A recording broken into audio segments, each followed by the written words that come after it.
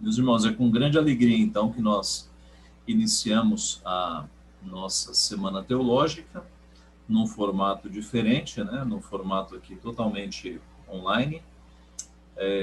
Um tema interessantíssimo que surgiu dos próprios alunos.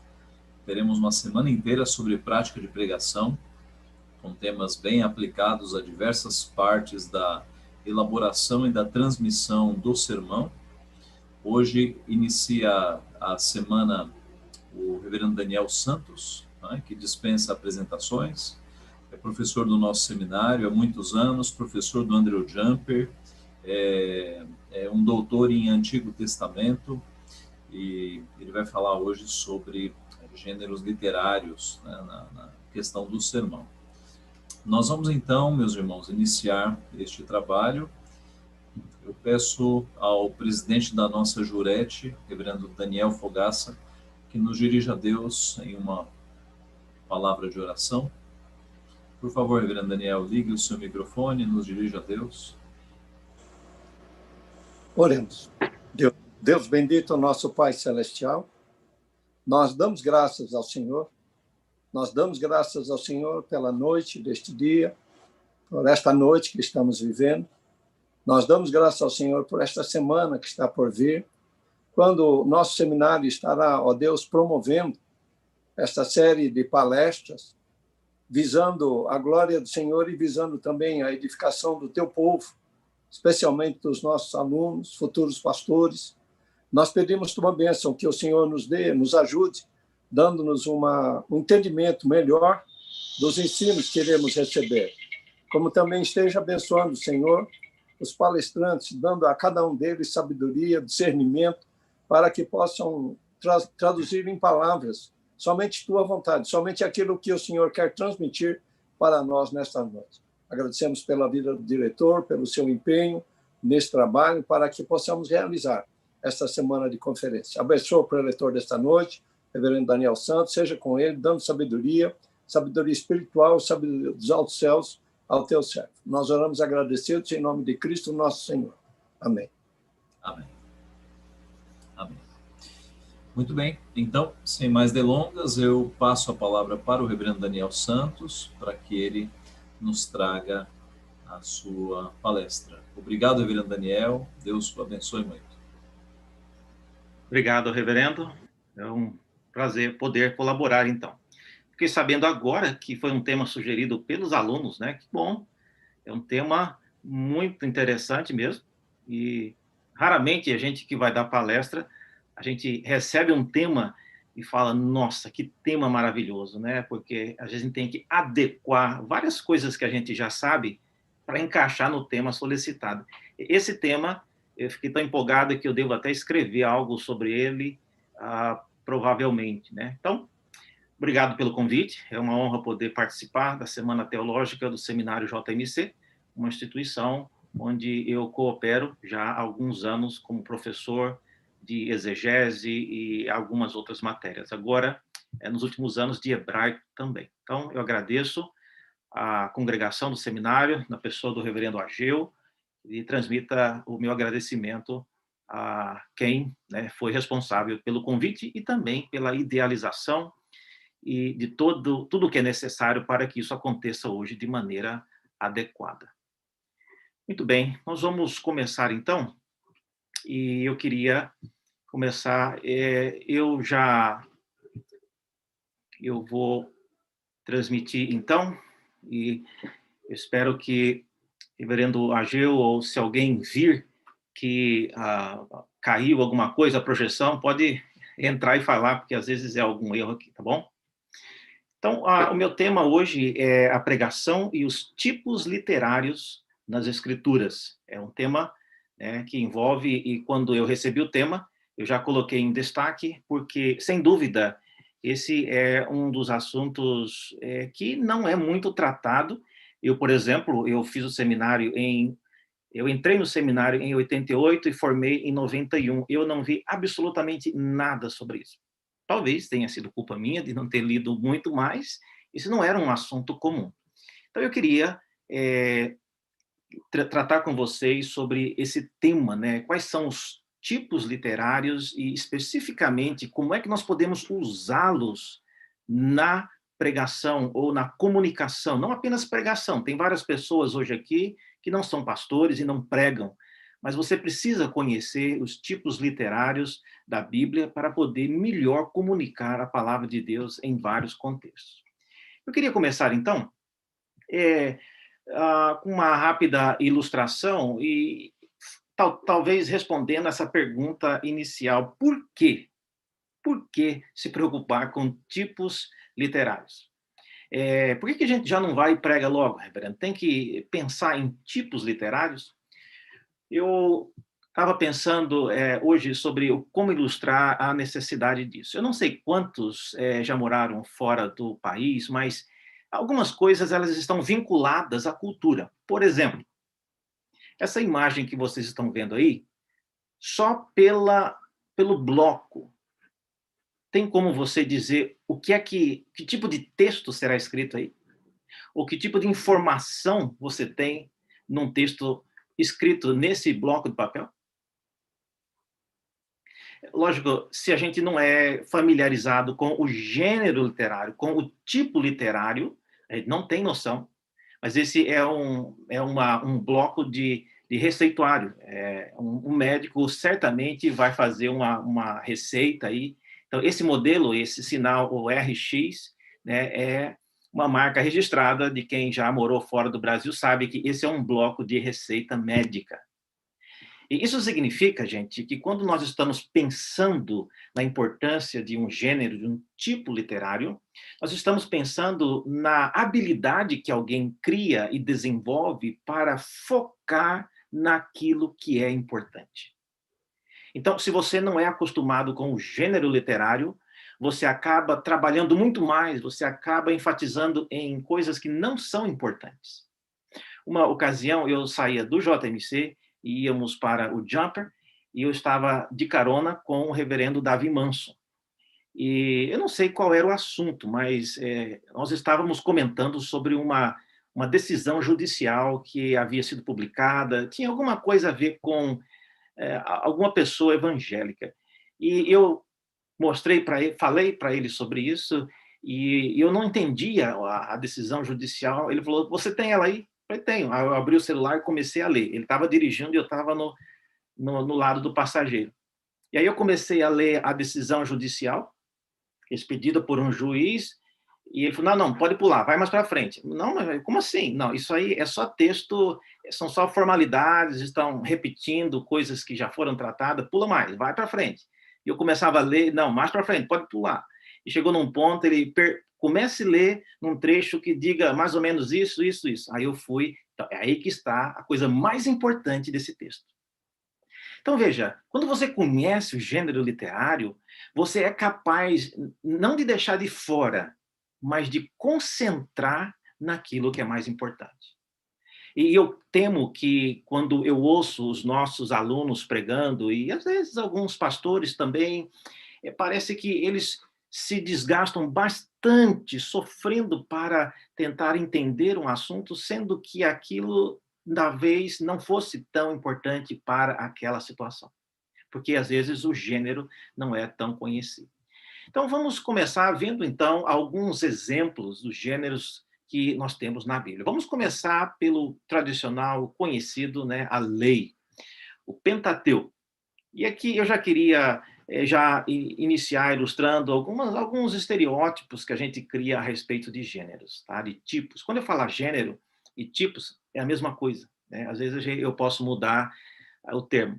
Mas o Pentateuco, por exemplo, é um texto que contém 5.795 versículos, tá? De Gênesis até o final de Deuteronômio. Desse total, quanto você acha que tem de lei? Lei mesmo, como o Decálogo, como o Código da Aliança. Quanto de lei você acha que tem dentro do Pentateuco? Alguém já contou, e eu só estou repetindo aqui, mas essa parte azul é o que consiste de leis. 28% apenas do Pentateuco é composto de lei.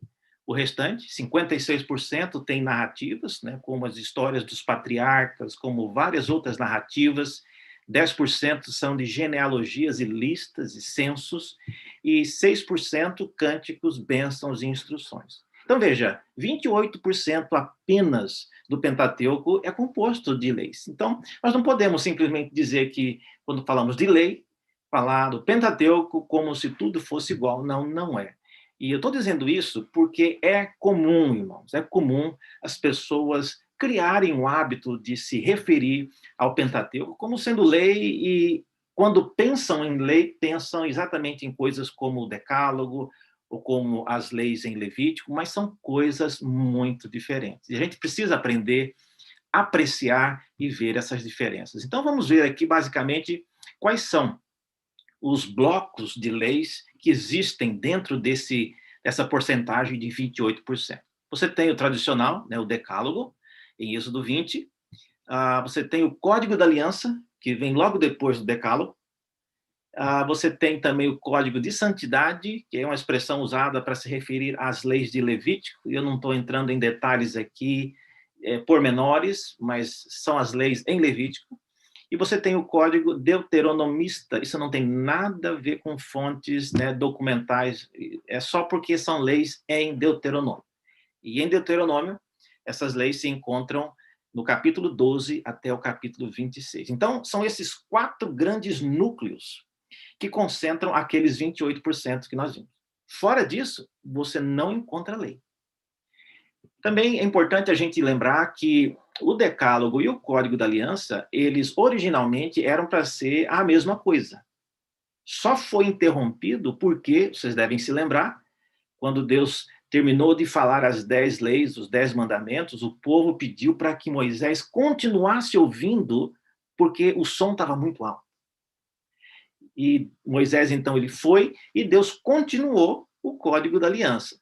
Então, se não tivesse acontecido a interrupção e Moisés não tivesse ouvido essa segunda parte, Deus teria falado desde o Decálogo até o final do capítulo 23 de Êxodo, que seria, né, o Decálogo e o Código da Aliança. O Código da Santidade, em Levítico, e o Código Deuteronomista são leis já aplicadas em situações diferentes. Eu queria, já que é menos conhecido, e aqui a minha escolha do que eu vou falar, depois, como eu disse, eu quero escrever mais delongadamente sobre isso, mas eu vou escolher aqui uns blocos para comentar. Não tem como eu falar de tudo, o tempo não permite isso. Mas vamos pegar um exemplo de leis do Código da Santidade. Se você perguntar para alguém na sua igreja, irmão, o que você acha que tem no livro de Levítico? Certamente a resposta será alguma coisa relacionada às leis dos sacrifícios, às leis dos holocaustos e coisas relacionadas a levitas. Daí o nome chamar o livro Levíticos. Mas, olha só, não é, isso mais uma vez, é um estereótipo. O livro de Levítico não trata só de leis relacionadas a sacrifício. Essa aqui, por exemplo, a lei do jubileu, ela aparece em Levítico 25, e ela diz o seguinte: se o teu irmão empobrecer e vender uma parte das suas possessões, então virá o seu resgatador, seu parente, e resgatará o que seu irmão vendeu. E se alguém não tiver resgatador, porém vier a tornar-se próspero e achar o bastante com que a redimir, então contará os anos desde a sua venda, e o que ficar restituirá ao homem a quem vendeu, e tornará a sua possessão. Esse é um tema conhecido, mas, como eu disse, se você perguntasse isso na igreja, certamente as pessoas não diriam que esse tipo de lei está no livro de Levítico. E essa é uma lei que trata de um assunto tão importante, que é o mecanismo criado por Deus para regular a diferença social, a desigualdade social na sociedade que foi organizada por Deus. O jubileu, eu já falei sobre isso no JMC, nas aulas, semana passada ou retrasada, e a ideia que a gente tem é de que chegava no 50º ano, todas as dívidas eram canceladas. Então, as pessoas já se preparavam, faltando um ano para o jubileu, já carregavam o cartão de crédito, já se enchiam de dívidas, porque achavam que, chegando no jubileu, tudo estava cancelado. Não, isso não era verdade. Esse texto, por exemplo, ele mostra que, na verdade, tinha a pessoa do resgatador. Então, a dívida era cancelada porque um resgatador pagava. Então, não era simplesmente toda a dívida cancelada.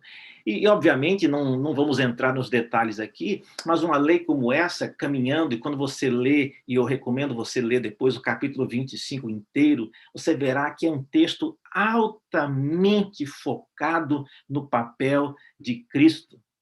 Porque o resgatador, nessa situação, ele tinha que ser um parente, ele tinha que ser um parente com dinheiro, e tinha que ser um parente que quisesse resgatar e pagar a sua dívida. Olha que hoje em dia, às vezes, os que estão menos interessados em pagar nossas dívidas são nossos parentes. Aliás, quando eles nos veem com dívida, eles já se afastam porque sabem que, às vezes, nós nos envolvemos em dívidas por razões que eles não concordam, então eles também não estão dispostos a pagar as nossas dívidas. Mas esse texto, então, ele é uma lembrança do modo como Deus se preocupou em manter um equilíbrio social e não deixar que a sociedade, por ele criada, fosse afundada em dívidas, em problemas dessa natureza. Então, é isso aí que tem no livro de Levítico. Então, quando pregar no livro de Levítico, nós precisamos nos lembrar disso.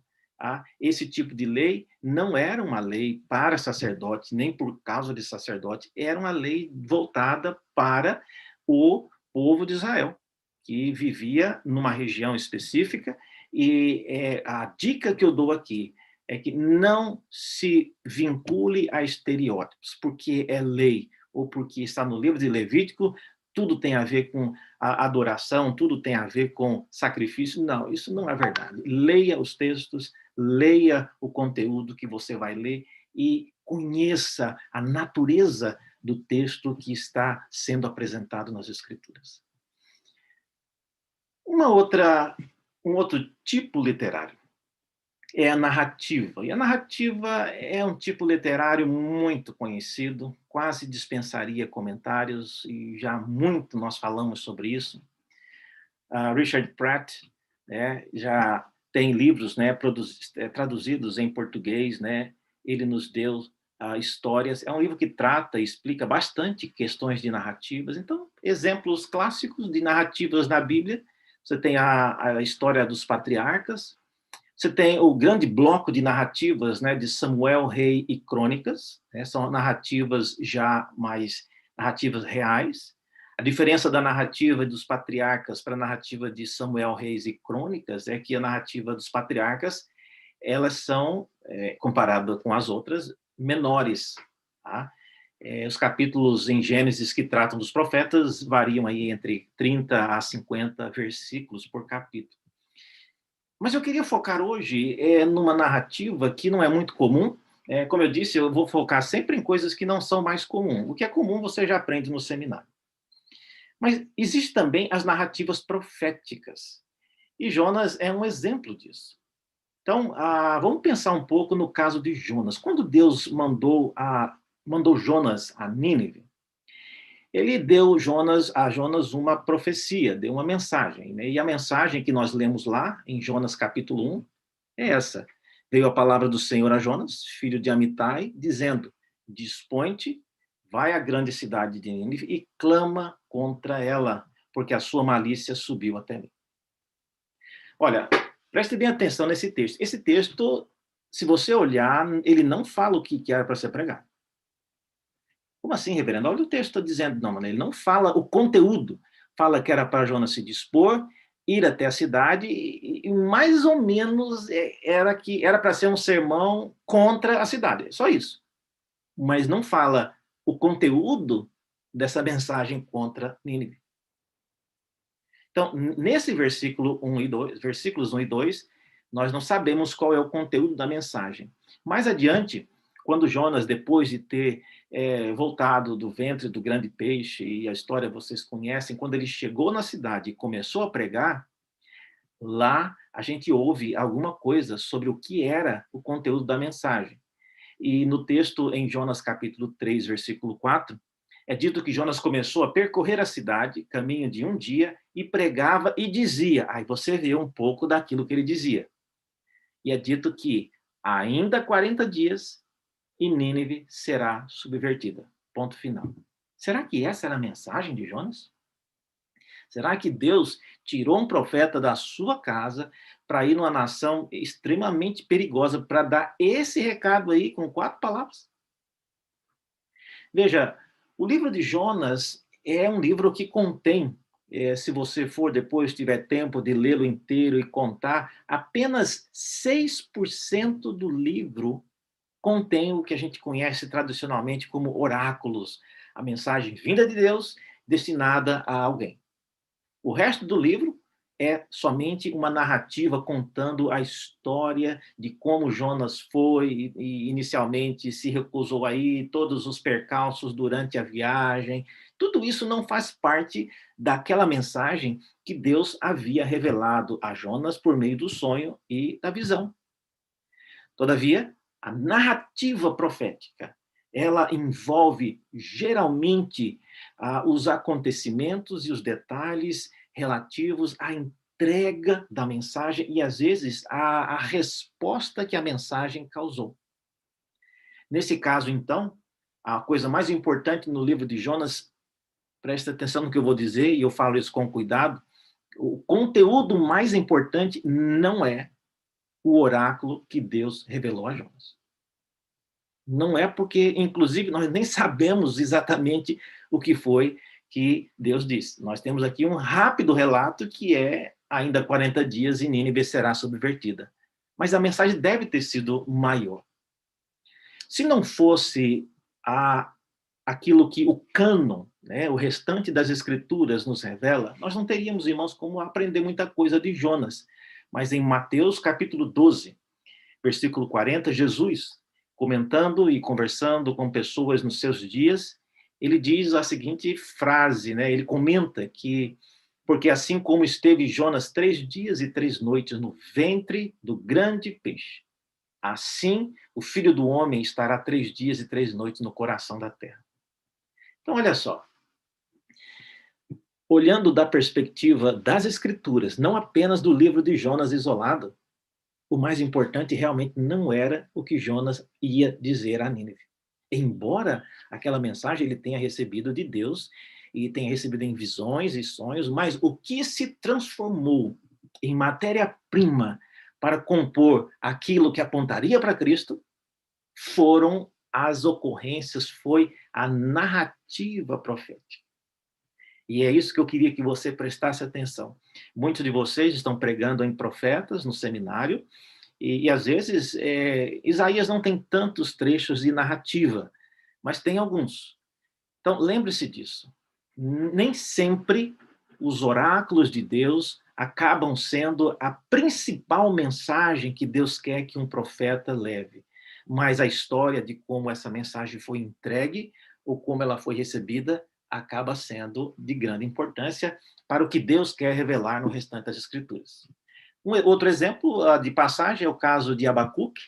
A mensagem de Abacuque não é tão longa, mas você tem a reclamação de Abacuque, a oração dele, que ele não entende ou se ele reluta a aceitar aquilo que Deus irá fazer. Então, isso não é parte da mensagem. Então, explore isso na sua pregação. Dentre os profetas, existem vários trechos de narrativas. Em Isaías, por exemplo, a narrativa do chamado de Isaías, capítulo 6. Mais adiante, no capítulo 35 a 39, você tem os episódios relativos à à chegada de Senaqueribe em Jerusalém. Tudo isso são trechos de narrativas e que tem, da parte de Deus, um grande interesse que fique registrado. Então, veja só, a narrativa não se encontra apenas em trechos como os Patriarcas, Gênesis, ou livros como Samuel, Rei, Crônicas, mas então tem grandes trechos de narrativas. Narrativas, como eu já disse, é um tipo literário bastante conhecido no seminário e em vários lugares vocês já ouviram falar de sobra sobre isso. Narrativa, ela tem uma trama, ela tem um começo, um meio e um fim. O meio geralmente tem algum tipo de problematização e depois chega num período de resolução. Para você pregar num trecho, você tem que saber, então, se o trecho que você está pegando já se concluiu, já chegou a um desfecho. Do contrário, você pode estar pregando em alguma coisa que ainda não acabou e você terá problemas com isso. Então, narrativas são importantes e eu desafio vocês a olharem não apenas nesses textos tradicionais, mas nas narrativas proféticas também. O próximo tipo literário é o tipo profecia. Quando eu era mais jovem e no seminário, eu lembro de ter lido um livro que falava sobre a profecia. E o livro enfatizava bastante a credibilidade das escrituras com base na quantidade de profecias no Antigo Testamento que se cumpriram no Novo Testamento. E, ao fazer isso, aquele livro acabava colocando uma ênfase exacerbada no gênero, no tipo literário profecia, como se fosse apenas predições. Predições do tipo, e a virgem conceberá e dará à luz um filho, esse tipo de profecia. Quando você lê as escrituras, quando você lê o material profético, você vai perceber que esse tipo de profecia, do tipo, e a virgem conceberá e dará à luz um filho, é um tipo de profecia muito, muito raro. Pouquíssimo texto nas literaturas da Bíblia, na literatura profética, tem esse tipo de abordagem. A grande maioria do material profético não trata disso. Então, nesse livro que eu mencionei, que eu li, sim, ele acaba incentivando que você olhe, sim, olha, essa profecia foi feita há 900 anos antes, olha, essa aqui foi feita há 1000 anos antes e cumpriu exatamente. Então, isso gera uma certa euforia, gera uma certa alegria em quem vê. Mas, irmãos, a principal função da profecia não é fazer predições. Então, o que é que é? Qual é quais são as principais aplicações das profecias? Eu queria focar aqui em 3 subtipos, né, que você encontra nas profecias. O primeiro deles são os oráculos, segundo os lamentos e as sentenças. São 3 subcategorias dentro do gênero, dentro do tipo literário de profecia. Vamos focar, então, primeiro nos oráculos. Eu queria falar aqui alguma coisa sobre isso. Primeiro, oráculos têm um conteúdo fixo, ou seja, eles têm começo, meio e fim. Segunda coisa, os oráculos geralmente começam com a fórmula assim diz o Senhor, abre aspas, e aí entra a citação direta.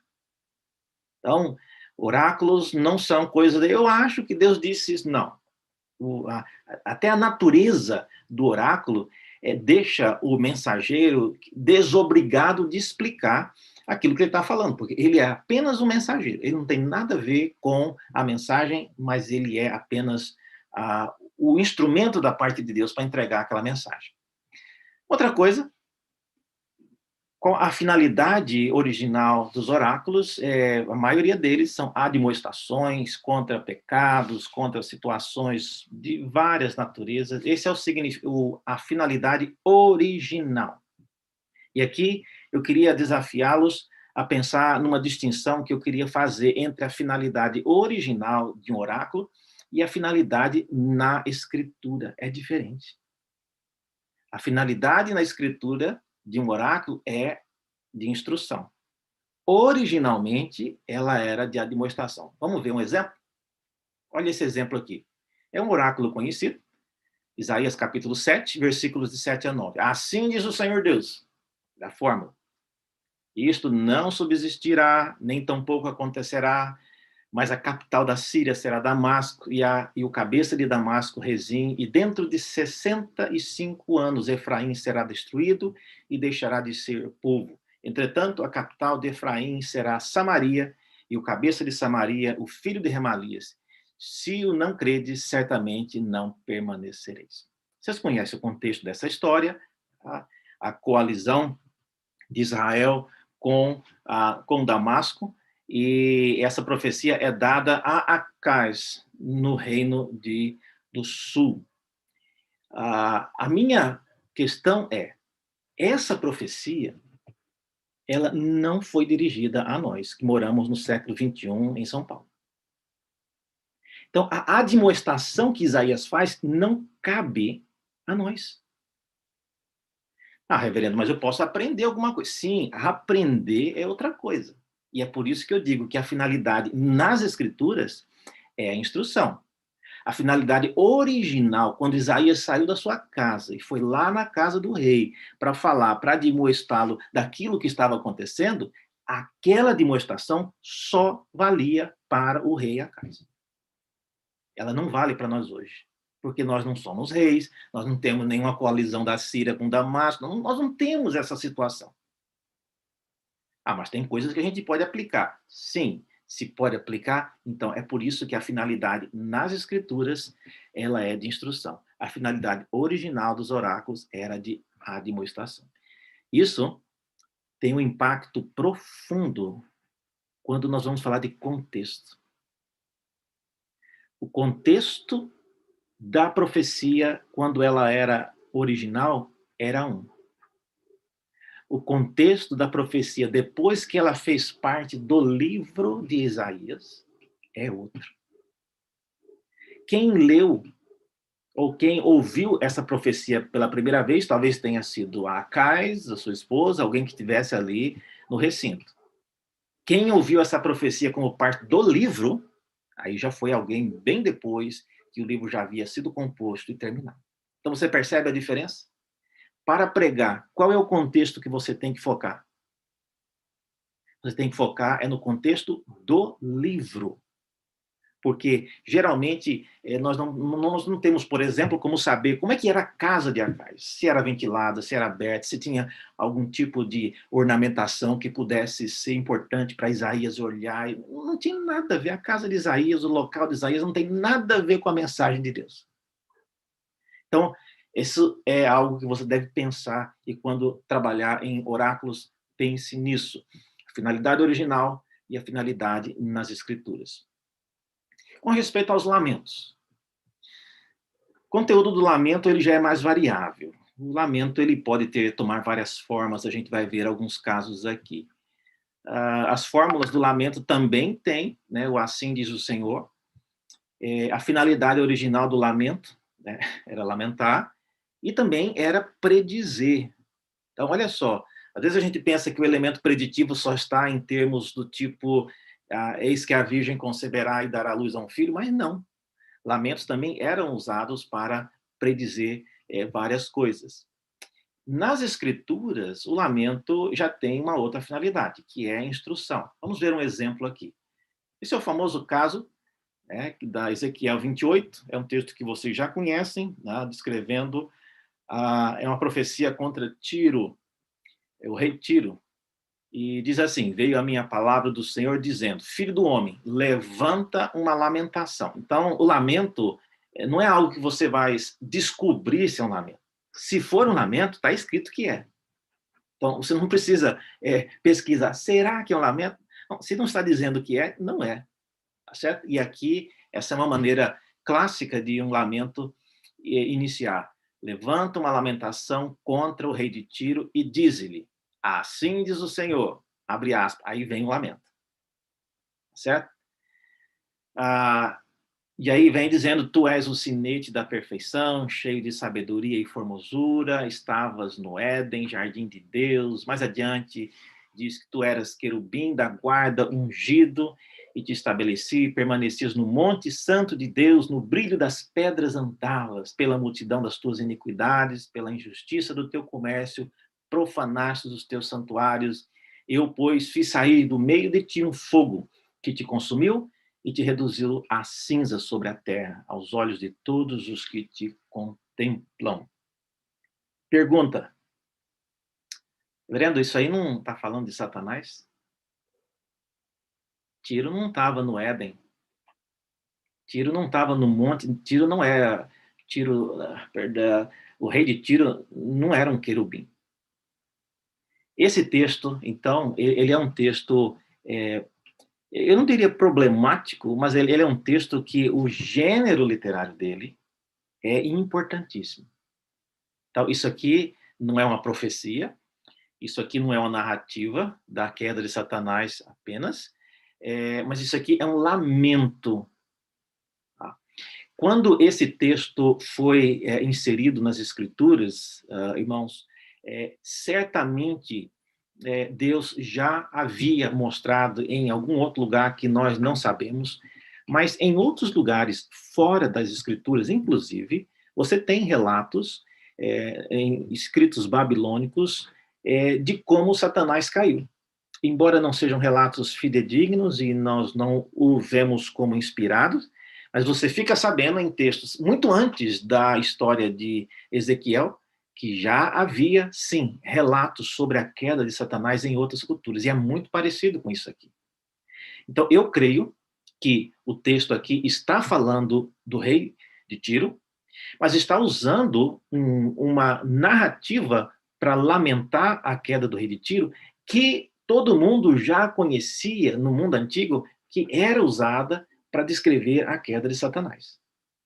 Então, quando ela é usada com respeito ao rei de Tiro, ela já traz essa bagagem para comunicar que, embora ele não fosse o próprio, o rei de Tiro não era o Satanás, mas ele estão usando uma descrição que já foi usada para descrever a queda de Satanás, agora para descrever a queda desse homem, né, que era um rei que fez coisas extremamente ofensivas a Deus. Então, veja só, o lamento, ele tem essa característica. Ele usa linguagens, às vezes, que já era do conhecimento e irá ser aplicada sabendo que o ouvinte ele tem esse conhecimento de que parte desse conteúdo ou a estrutura desse conteúdo já era do conhecimento das pessoas que irão ouvir essa profecia.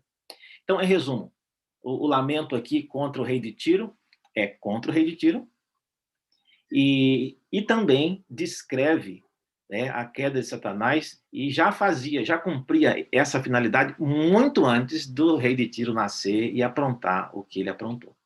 Tá certo? Um rápido comentário sobre isso, e não me pergunte sobre isso, por favor, no YouTube, mas é só um comentário que eu não estou aguentando aqui, mas me admira o fato de Deus ter criado a Satanás não, criou Lúcifer, o anjo de luz, não era Satanás, no Jardim do Éden. Então, ele já tinha um papel que a gente não sabe qual era, desde o Jardim do Éden. Então, veja só, era algo que não em algum momento, no Jardim do Éden, Satanás, ele se corrompeu, e essa narrativa que nós lemos aí apenas faz alusões a algo que deve ser uma história muito mais complexa e que Deus não teve interesse em nos contar. Tá bom? Mas isso é um lamento. É uma linguagem que profere uma destruição, o extermínio de alguma cidade, de alguma coisa, com base em linguagem que era conhecida dos outros povos, tá certo? Ou em outros contextos na própria Escritura. Sentenças também é um subtipo literário, né, da profecia, que tem algumas características também bem definidas. É um conteúdo fixo, tá? As profecias que são sentenças, elas geralmente começam com a expressão massá. Tá? Massá é o termo clássico para sentença, e também tem a finalidade original de anúncio de juízo, e também a finalidade nas escrituras de instrução, certo? Vamos ver um exemplo aqui para ficar mais claro. O famoso caso de Nínive. Então, eu não vou mostrar isso aqui em hebraico, porque tem várias pessoas que estão nos assistindo que não conseguiriam ter mais proveito. Então, aqui está, e você veria lá a expressão massá, né? Sentença contra Nínive. Livro da visão de Naum, o Elcocita, o Senhor Deus zeloso e vingador, o Senhor é vingador e cheio de ira, o Senhor toma vingança contra os seus adversários, mas com inundação transbordante acabará de uma vez com o lugar desta cidade. Com trevas perseguirá o Senhor os seus inimigos. Essa é uma profecia, é uma sentença, e ela está sendo usada para anunciar um juízo juízo final contra a cidade de Nínive. Jonas, a palavra de Jonas não era uma sentença. A palavra de Jonas era uma advertência. Alguns eles se arrependeram lá, Deus viu que eles mudaram de ideia, Deus teve uma trégua por um tempo, mas agora a palavra de Naum, a cidade de Nínive, ela é final. Ela não espera arrependimento. Se você lê o livro de Naum, você não verá oportunidade para, caso eles se arrependam, Deus voltará atrás. Não. E aqui já é uma sentença final. Joel, por exemplo, não é uma sentença. Então você verá, no meio do livro de Joel, ele dando instruções do tipo, façam isso. Quem sabe Deus volte atrás naquilo que ele prometeu fazer contra vocês e possa abençoá-los. Então, ele pelo menos deixa a possibilidade. Não. Porque o gênero, né, é uma sentença. Sentença não tem mais como recorrer, já é final. Então, lembre-se disso, pregando em textos que são sentenças, e Malaquias também é uma sentença, Naum é uma sentença, e tem textos pequenos também, que não chegam a ser um livro inteiro, são sentenças. Você não pode pregar num livro desse dando esperança, porque Deus já classificou como sentença. Daí, por exemplo, o livro de Malaquias ser considerado uma sentença, e já é o último livro do Antigo Testamento, porque já se esgotaram todas as possibilidades. Tá? Arrependimento agora só para a próxima geração. Então, isso é importante na pregação, você estar atento para esse tipo de linguagem. E os salmos, irmãos? Nossa, os salmos, aqui nós poderíamos fazer uma semana teológica inteira só para falar sobre os salmos, mas nós não vamos fazer isso, né? E também nós não vamos fazer, fiquei até receoso de dar um exemplo nesse salmo que eu vou tratar aqui, e aí eu já proclamo aqui que a partir de hoje está proibido pregar nesse salmo, que nós vamos fazer ilustração, né? Mas, enfim, eu estou brincando, mas eu queria dar aqui uma rápida ilustração de como é que nós lidamos com os salmos, certo? Na preparação de um sermão, de uma palavra. Tá? Como é que o tipo literário, chamado salmos, ele tem peculiaridades no modo como nós preparamos um estudo, um sermão, uma palavra. E aqui, olha, eu queria fazer uma rápida digressão e comentar o seguinte. Alguém pode estar perguntando, eu não estou vendo aqui na lista do reverendo Daniel o tipo literário poesia. Será que ele esqueceu? Ou será que ele não vai falar? Ou será que ele não acredita que seja um tipo literário? Gente, poesia não é necessariamente um tipo. Por quê? Porque as profecias fazem uso de poesia. Os salmos fazem uso de poesia. Textos de sabedoria fazem uso de poesia. As narrativas, quando estão fazendo uma bênção, uma oração ou um cântico, usam poesia. Então, poesia na verdade, um tipo de linguagem. É como se fosse uma matéria-prima com a qual nós construímos tanto a narrativa, profecia, salmos e sabedoria. Então, se você for, por exemplo, separar na Bíblia o que é poesia e o que não é, vai virar uma bagunça. Porque tem poesia espalhada para todo canto das Escrituras. Então, esse termo poesia, ele não é muito útil para você distinguir e selecionar os tipos literários, tá bom? Então, é por isso que eu não estou usando essa expressão poesia. Os salmos, eles são escritos na estrutura poética, e nós vamos ver aqui algumas características, né? Eu não vou entrar nos detalhes sobre os tipos de salmos, porque isso já é uma coisa que todos vocês já ouviram bastante. Há boa literatura disponível sobre esse assunto. Já tivemos uma semana teológica, né, com o Palmer Robertson falando sobre isso. Isso vocês já sabem muito bem. Eu queria falar aqui um pouco sobre a arquitetura do salmo. É isso aí, talvez alguém... Arquitetura, reverendo, arquitetura. O termo técnico ele é bem mais feio e complicado, mas eu vou usar esse aqui, que é um termo mais claro.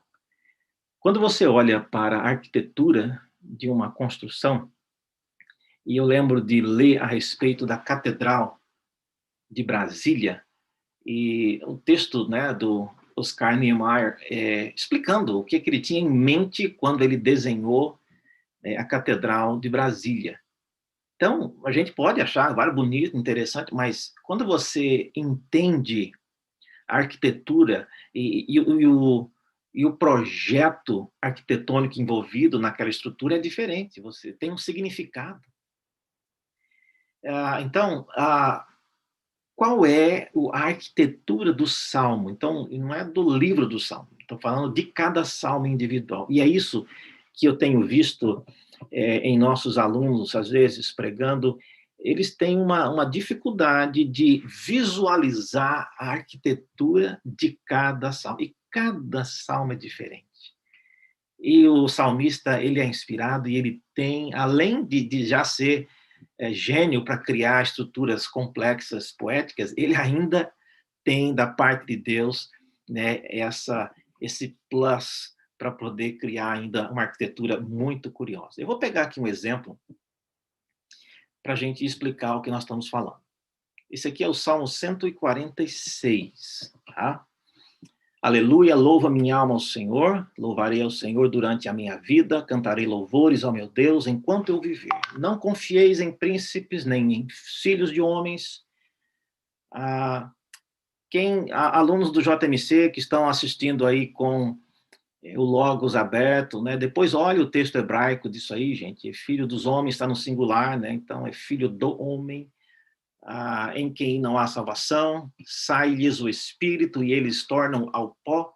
Nesse mesmo dia perecem todos os seus desígnios. Bem-aventurado aquele que tem o Deus de Jacó por auxílio, cuja esperança está no Senhor, seu Deus, que fez os céus e a terra, o mar e tudo o que neles há, e mantém para sempre a sua fidelidade, que faz justiça aos oprimidos e dá pão aos que têm fome. O Senhor liberta os encarcerados, o Senhor abre os olhos aos cegos, o Senhor levanta os abatidos, o Senhor ama os justos, o Senhor guarda o peregrino, ampara o órfão e a viúva. Porém, transtorna o caminho dos ímpios. O Senhor reina para sempre.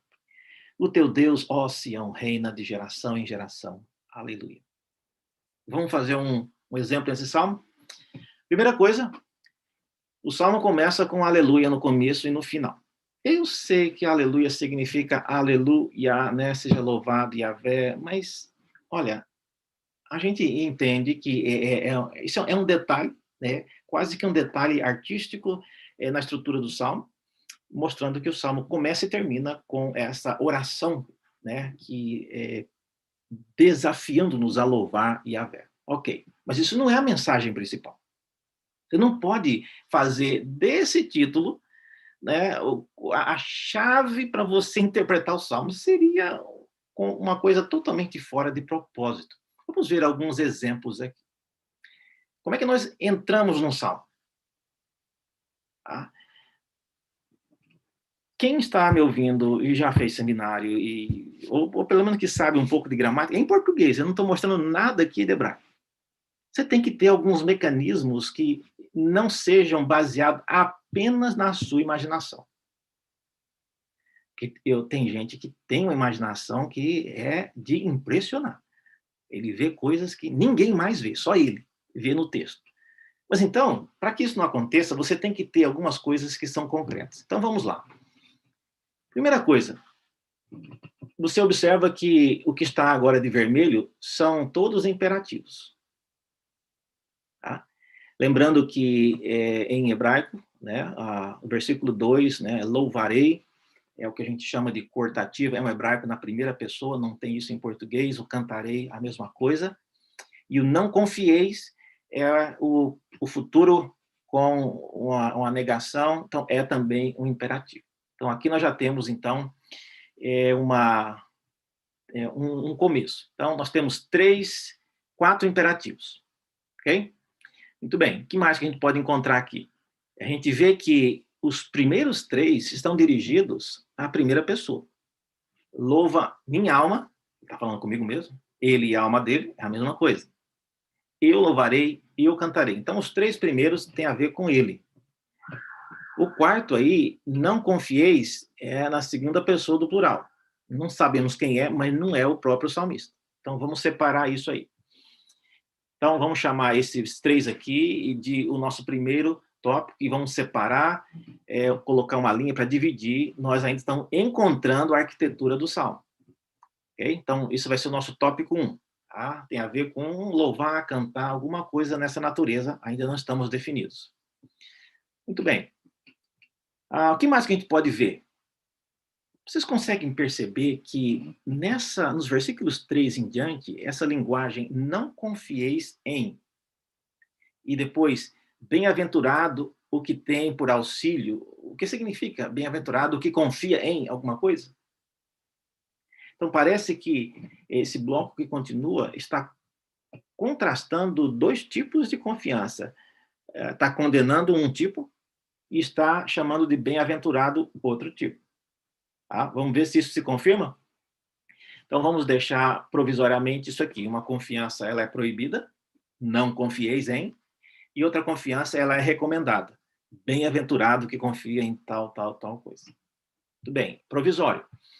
O que mais que a gente pode ver? Selecionando aí depois, especialmente para os alunos, né, tudo que está em verde são verbos no particípio. E você sabe que quando tem verbos no particípio assim, isso é uma lista. É uma lista. Aí tem coisa aqui que nem está em português no particípio, mas em hebraico está. Então, isso é uma lista. Porque é uma lista, eu já tenho agora uma maneira de separar esse bloco. Né? Vamos separar ele de lado. Né? Então, isso é uma lista. Nós não sabemos o que ele está listando, mas é uma lista. E nós sabemos que essa lista tem a ver com o Senhor. Porque todos os verbos estão qualificando o Senhor. O Senhor que fez os céus, o Senhor que mantém para sempre a fidelidade, o Senhor que faz justiça, o Senhor liberta, abre e assim por diante. Tá vendo? O que mais que a gente pode aprender aqui? Essa parte final, né, o Senhor reina para sempre, logicamente não está vinculado com essa lista, porque o verbo inclusive é outro. Então vamos chamar esse bloco do meio aí, né, de um tópico. O tópico 2 seria, né, ele tem essa primeira parte da confiança proibida e essa segunda parte da confiança recomendada. Okay? Vamos focar um pouco nesse tópico 2. Esse tópico 2, gente, se você olhar para ele, aquilo que é a confiança proibida, ela é proibida e depois tem uma explicação. Por que ela é proibida? Não confieis em príncipe, por quê? Não há salvação neles, o espírito, quando sai, eles voltam ao pó. Então, essa é uma explicação. Certo? Vamos colocar como se fosse essa a justificativa. Por que não confiar em príncipe? É o tema disso aí. Depois você tem a segunda parte, né, que mostra por que confiar no Senhor. E aí vem a lista. E pelo que você viu, a lista para a gente confiar no Senhor é bem maior do que a lista para confiar nos príncipes. Qual é a lógica que a gente vê nisso? É que o salmista quer que nós confiemos no Senhor. Está vendo como que a arquitetura do Salmo acaba nos induzindo a ver algumas coisas? Na sequência, então, colocando de volta o tópico inicial, que a gente não definiu o que era. Então, você tem o tópico 1, que tem a ver com louvar. Você tem o tópico 2, que mostra por que devemos não confiar em príncipes. E o tópico 2, também, por que confiar no Senhor. E aí vem a parte final do Salmo, que tem o verbo, o Senhor reina. E isso aí, a gente vai ter que encontrar uma maneira de vincular isso com o que veio sendo dito antes.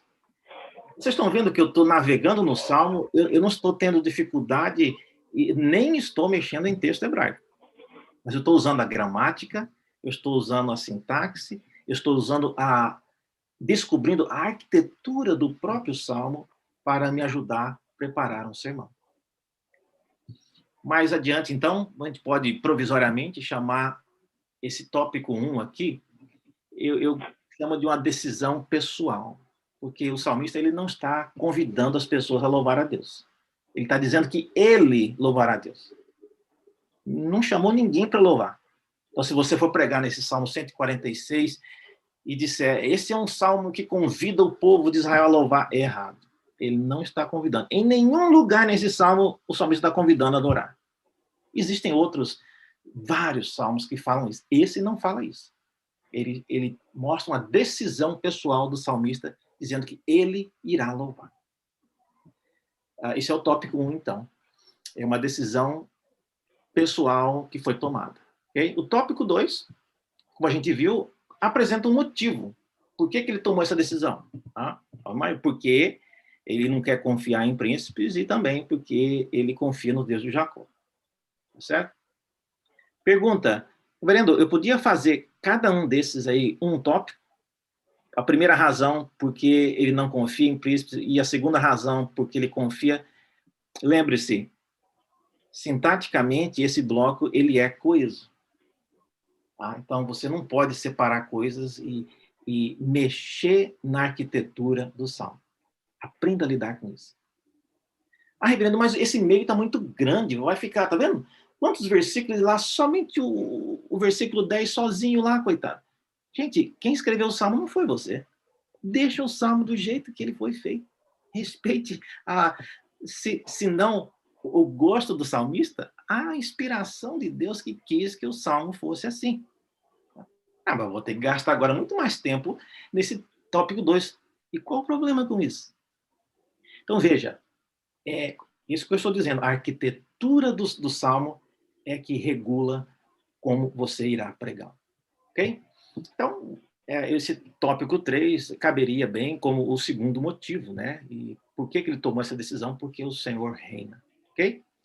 Olha, não está pronto o sermão. Tá? Ainda tem muita coisa para fazer. Como que você vai dar o nome em cada uma das partes? Isso é um trabalho que você pode fazer depois. Mas eu creio que já deu para vocês perceberem como é que a literatura poética ela tem uma estrutura peculiar que precisa ser respeitada. Se você não respeita, você acabará causando grandes problemas para você e também para quem te ouve, porque você gastará tempo naquilo que não é importante. Ok? Muito bem.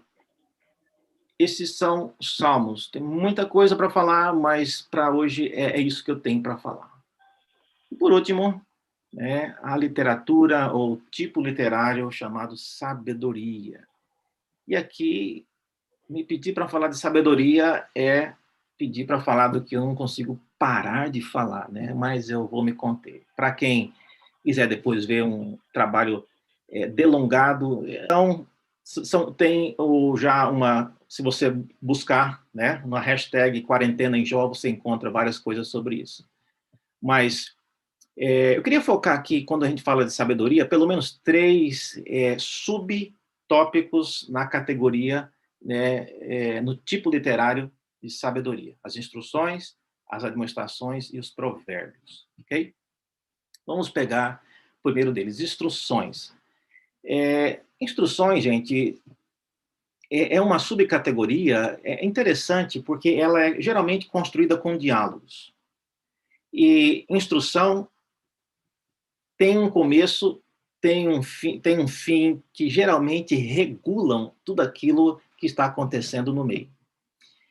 E, como eu diria, as instruções que nós recebemos na literatura de sabedoria nem sempre pode ser aplicada diretamente para o contexto hoje. É preciso que faça uma adequação, uma contextualização. Pegue, por exemplo, os diálogos de Jó. Só existe um Jó na Bíblia. E não é fácil você pegar aquilo que aconteceu com Jó e aplicar diretamente para a nossa vida hoje. Então, eu desafio vocês que querem trabalhar com um tipo literário de sabedoria, que conheçam os diálogos inteiros. E diálogo você tem que conhecer o que foi apresentado da perspectiva de Deus, o que foi contestado da perspectiva de seja lá quem for, e a conclusão do diálogo. É por isso que o livro de Jó é uma armadilha para quem tem pressa e vai fazendo uso das palavras dos amigos de Jó, o que Deus, no final do livro, vai dizer que não foram palavras justas faladas sobre Deus. Ok? Então, diálogos, o que eu tenho a dizer hoje é isso. Tá? O diálogo envolve vê aquilo que foi apresentado como correto, aquilo que foi contestado e a conclusão do que foi dialogado. Instruções também aparecem em Provérbios de 1 a 9, a instrução da sabedoria, a instrução dos pais e a instrução, e eu chamo de instrução, mas é a instrução má da mulher adúltera ou estranha, como ela é chamada nesse bloco de Provérbios 1 a 9. Mas as instruções, mais uma vez, seguem esse padrão. Você tem que olhar quais foram ambas as partes e o que é apresentado como correto e aquilo que é apresentado como contestação. Não tem como pegar só o que foi apresentado como correto, reverendo, deixar a contestação de lado. Gente, muita gente tem feito isso. Mas você só apreciará a força e a beleza de uma resposta quando você conhece a pergunta.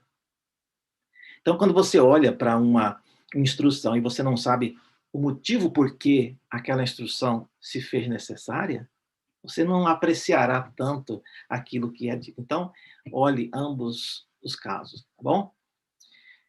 Admoestações. Admoestações na literatura de sabedoria envolve especialmente a admoestação vinda da parte de Deus, e no livro de Provérbios, veja lá depois um caso clássico, né? Provérbios capítulo 2, Provérbios capítulo 8, onde a sabedoria, ela fala como se ela fosse uma mulher, é uma personagem no livro. Então, as admoestações delas são bem mais contundentes. Você deve se lembrar, no livro de Provérbios, palavras dos pais, eles sempre se dirigem ao filho meu, com essa expressão, filho meu. Se os seus amigos vierem te convidar para fazer anarquia e folia, né, não vá. Então, essa linguagem mais terna, ela é usada pelos pais. A sabedoria, quando ela fala, ela não tem essa linguagem. Ela já chega batendo. Né? Até quando néscios continuarão na necessidade? E aí ela entra com o seu discurso. Então, capítulo 2 é a sabedoria falando, 2 de Provérbios. Então, você percebe que a admoestação era diferente da instrução. A instrução tem um diálogo, como eu disse, mas a admoestação já chega, como a gente diz, já chega junto, falando, admoestando. Então, é uma modalidade diferente. E você tem que perceber isso, certo? É por isso que algumas pessoas vão estranhar por que os pais são tão... a gente pensa tão mansos com esse filho, né? Em Provérbios, o filho está lá caminhando na rua da prostituta e a prostituta pega o rapaz, dá-lhe um beijo na boca, leva para o quarto de prostituição. E por que os pais não foram lá e determinaram, não vai sair de casa, pronto, acabou. Não vou nem contar a história de prostituta, de nada. Mas a admoestação é diferente da instrução. Porque a instrução, ela mostra, como eu disse, um lado certo, um lado errado. A admoestação, ela é direta. Pense nisso quando você estiver pregando em textos no livro de Provérbios. Jó também tem. Admoestações do pregador, que é o nome dado para o autor de Eclesiastes, né? Ele também tem várias admoestações que precisam ser ponderadas. Salomão, no final do livro de Eclesiastes, é dito que ele era uma pessoa que pregava, que ele era conhecido como escolher bem as palavras para admoestar.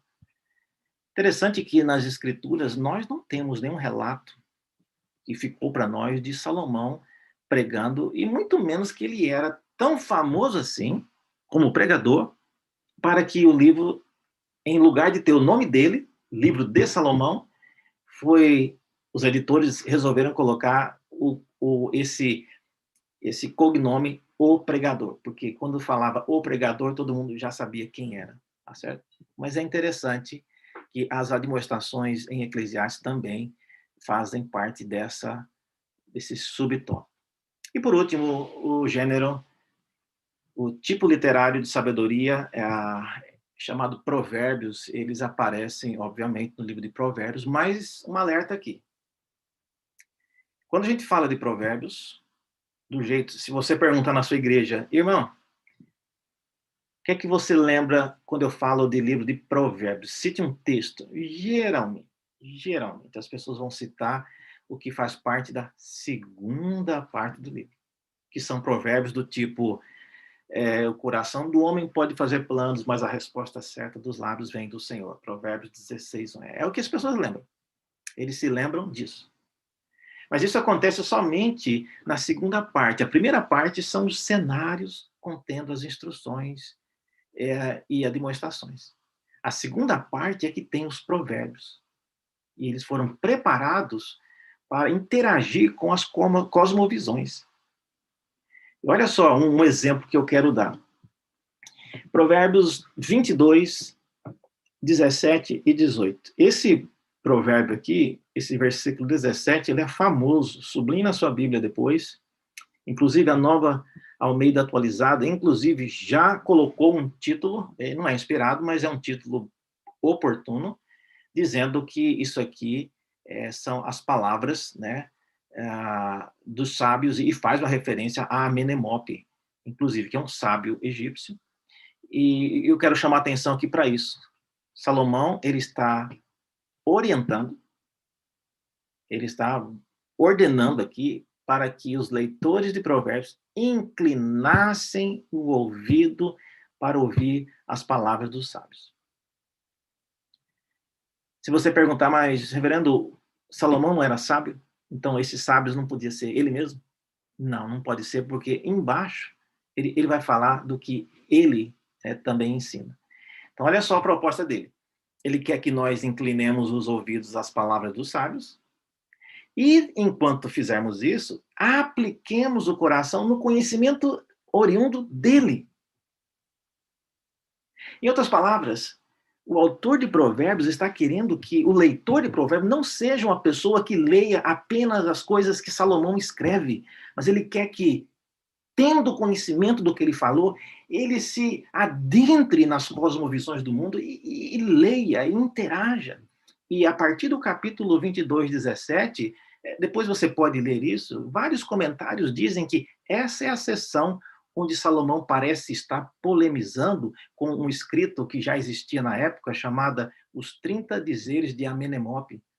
E Salomão, porque sabia que esse Amenemope ele era famoso, já muito tempo antes de Salomão, então ele começa a polemizar, citar cada um dos 30 dizeres e fazer uma crítica, fazer um comentário, fazer uma ironia. Então, ao fazer isso, ele estava chamando a atenção de leitores daquela época para ler a sua própria literatura. Não é sem razão, irmãos, que o livro, as obras de Salomão se tornaram as que mais saíram dos rincões da região de Israel e foram do interesse de várias pessoas ao redor do mundo, porque ele tinha essa iniciativa. Muito bem, vamos concluir. Mais sobre isso, se você quiser, você pode acessar o meu blog e eu tenho coisas sobre isso. Eu queria deixar aqui algumas conclusões para que pensemos nelas. Primeiro,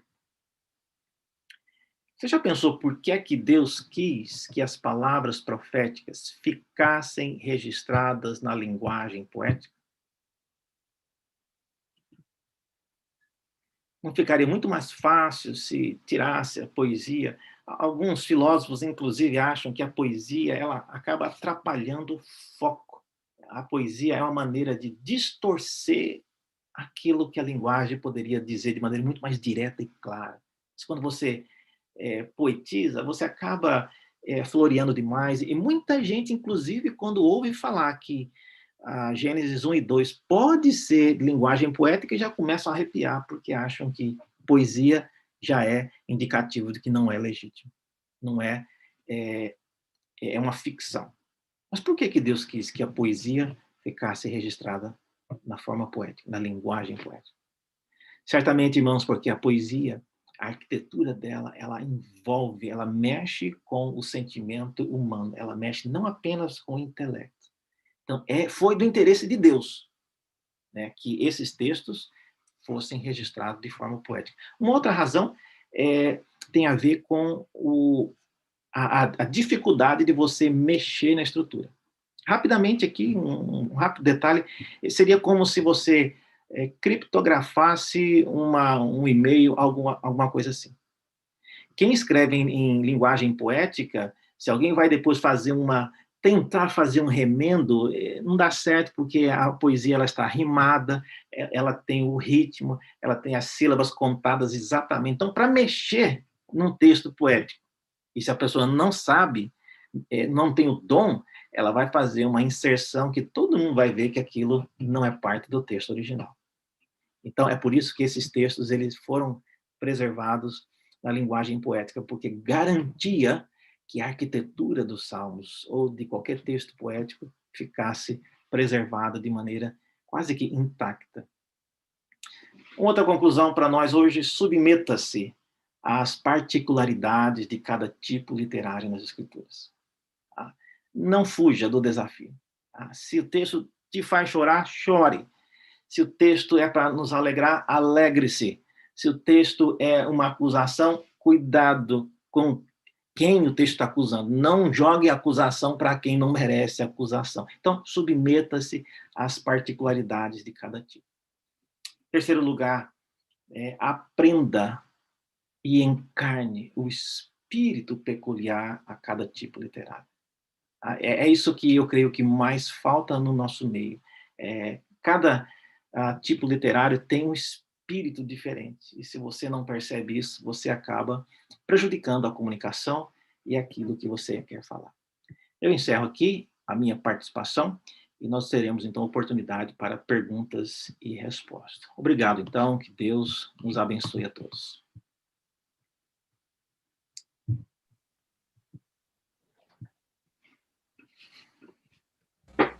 Reverendo, nós temos algumas perguntas que foram feitas aqui no YouTube e 3 delas eu achei interessantes.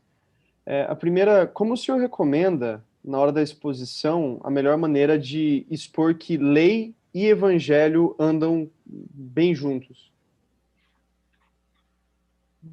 Quem perguntou isso foi o Rui Souza. Ele perguntou também na questão dos antinomistas. Se eu pudesse também explicar para a gente um pouco sobre isso. Olha, né, isso deve ser assunto de outra palestra, porque em termos de tipos literários, lei e evangelho não andam juntos. Tá? São 2 gêneros totalmente diferentes. Eu sei que a nossa teologia reformada usa a expressão lei para se referir, né, àquilo que é da parte de Deus, mas nós estamos falando de tipo literário. Como eu disse e mostrei, nem todo Pentateuco é lei. Mas lá no Novo Testamento, Jesus falou que era lei. Ele falou, mas isso em termos gerais. Tá? Pentateuco, você viu lá, tem 28% só de lei. Então, eu vou deixar para o próximo palestrante aí explicar isso, mas isso não tem a ver com tipos literários, tá certo? A lei não é a mesma coisa que evangelho. O evangelho ele é composto de narrativas, é composto de parábolas. A parábola está mais ligado com literatura sapiencial, certo? Mais uma vez, repito, isso no nível de uma investigação literária. Tá? Se você está olhando para a abordagem teológica, aí você pode caminhar em vários aspectos, mas em termos de tipos literários, não são coisas iguais. Maravilha. Um irmão chamado Paulo Júnior, ele perguntou se o senhor teria bibliografias para recomendar dentro do tema que o senhor expôs hoje. Teria. Há um livro, né? Eu vou colocar isso depois, né? Quando ficar disponibilizado isso aqui, eu tenho já uma lista de livros que depois eu vou postar, tá certo? Se você quiser procurar depois aí no meu blog, eu vou colocar um post somente sobre isso, com resumos disso aqui e bibliografia, tá bom? Obrigado, Paulo Júnior. Tem mais uma pergunta também que foi enviada. Carlos Menezes, se o senhor poderia falar sobre a origem e a questão da tríplice divisão da lei dentro desse tipo de literatura. Uhum. Olha, a nomenclatura, né? A lei moral, a lei civil, a lei cerimonial, Essa linguagem são utilizadas e são úteis para ajudar-nos a entender, né, a natureza de cada um desses blocos, certo?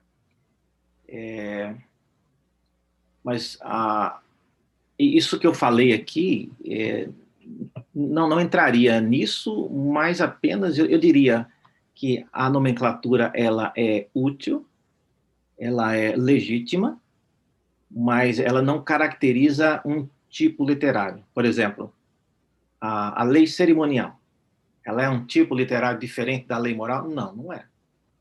Tudo é lei. Mas quando você usa a expressão lei cerimonial, você está ajudando pessoas a focarem em determinadas leis que regulavam, orientavam e preservavam práticas, né, na liturgia e na adoração em Israel que Deus queria que fosse assim, certo? Então, é nesse sentido que eu veria esses termos. Esses termos, eles não são, vamos dizer assim, oriundos, né, da Bíblia hebraica, do jeito que eles aparecem hoje, mas esses são termos úteis, são classificações que nos ajudam a pensar com clareza sobre essas leis, certo? Reverendo, uma pergunta aqui também no chat do Zoom, aqui dentro dos participantes. Em alguns ciclos de pregadores tem se falado do método do sermão de 4 páginas como uma alternativa boa para pregar sermões em narrativas. Como o senhor vê essa proposta? Representa algum perigo? Olha, quando eu lembro da primeira vez que eu ouvi o sermão de 4 páginas, né, eu falei, nossa, mas essa é uma expressão, né, usada para cada página tem uma finalidade, tá certo? Eu geralmente tenho nos meus sermões, eu tenho 5 páginas, né? Eu já sei o que eu vou fazer e eu já tenho um modelo no Word, e aí eu vou enchendo as páginas. Quando uma daquelas páginas elas crescem, aí as 5 páginas vai virando 8, 9 e assim por diante. Mas isso tem a ver com metodologia de você organizar a apresentação, certo? E embora eu goste, em alguns casos, eu acho que é uma solução para quem não é, vamos dizer, um profissional da área. Tá? Se você é um dentista, por exemplo, né? Você tem um jeito de você passar um verniz assim no dente que está cariado e fica branquinho, novinho. Tá? Funciona quando não é uma cárie, só, sei lá, é um arranhadinho, mas é uma solução meio que para quem não tem o privilégio de conhecer as línguas originais, para quem não teve o tempo e o privilégio de conhecer toda a estrutura de teologia sistemática, da história da igreja e da filosofia, e de vários outros aspectos, da psicologia, e pode fazer tudo isso convergir numa abordagem bem mais robusta. Então, eu conheço contexto de pastores ao redor desse mundo que são muito simples, tá? Gente que mal sabe ler.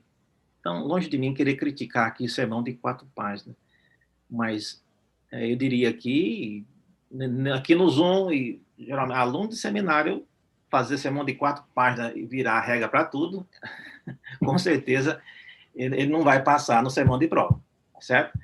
Porque vocês têm o privilégio e têm a responsabilidade de já ter ganhado um aparato muito maior, que o sermão de 4 páginas, ele não se aplica a todas essas formas literárias. Seria a minha palavra. Reverendo, muito obrigado. As perguntas que tivemos foram estas e agradecemos pela disposição do senhor. Obrigado. Eu abro para os irmãos que estão aqui na sala do Zoom. Alguém gostaria de fazer alguma pergunta? Eu gostaria, reverendo. Vamos lá. Diego, eu gostaria de saber quanto ao gênero, ou ao texto, ao tipo de texto apocalíptico. Ele é encontrado no Antigo Testamento? Sim, não? Onde? Como abordar esse tipo de texto, se é que ele é encontrado aí no Antigo Testamento? Sim, ele aparece no textos em Ezequiel, Isaías e especialmente no livro de Daniel. Tá? A literatura profética, ela tem essa subcategoria que são textos apocalípticos, tá certo? Mas eu não tive tempo de tratar aqui, né? Mas tem sim. E eu não tratei porque de todos os tipos literários, esse é o menor. Ele só aparece no livro de Daniel e assim mesmo do capítulo 7 em diante, sendo que Daniel tem 12 capítulos apenas, certo? E aparece também em algumas porções em Isaías e rápidos lampejos em Joel e algumas profecias assim. Mas considerando a quantidade de textos que tem na Escritura, né, eu, como professor de Antigo Testamento em geral, a gente se segura para não se aprofundar demais em coisas que que aparecem pouco nas Escrituras. Mas sim, e a literatura apocalíptica, ela é carregada, né, de uma iconografia que você precisa estar familiarizado com ela. A dinâmica, né, da linguagem apocalíptica, ela faz uso pesado, né, de símbolos que o ouvinte terá imediatamente capacidade de se relacionar. E o próprio o profeta em si, não é o caso de Daniel. Muita coisa que ele recebia da parte de Deus, ele ficava louco para entender. E Deus chega para lá nele, não é para você entender, Daniel. Isso é para gente que vem depois, né? Você só faça o favor de encerrar o livro e você já terá cumprido o seu papel muito bem. Mas nem o profeta entendia direito o que é que aqueles símbolos significavam. Mas, para quem a palavra estava sendo dirigida, né, sim, eles entendiam. Mas fica para uma próxima ocasião, né, entrar mais na literatura apocalíptica. Obrigado pela pergunta. Boa pergunta. Muito bem, mais alguém aqui da sala? Samuel, tem mais pergunta aí no YouTube? Não apareceu aqui, Reverendo, novas perguntas. Okay. Nós temos aqui na nossa sala, além de alunos, tutores e professores. Se alguém quiser fazer a pergunta, pode ficar à vontade.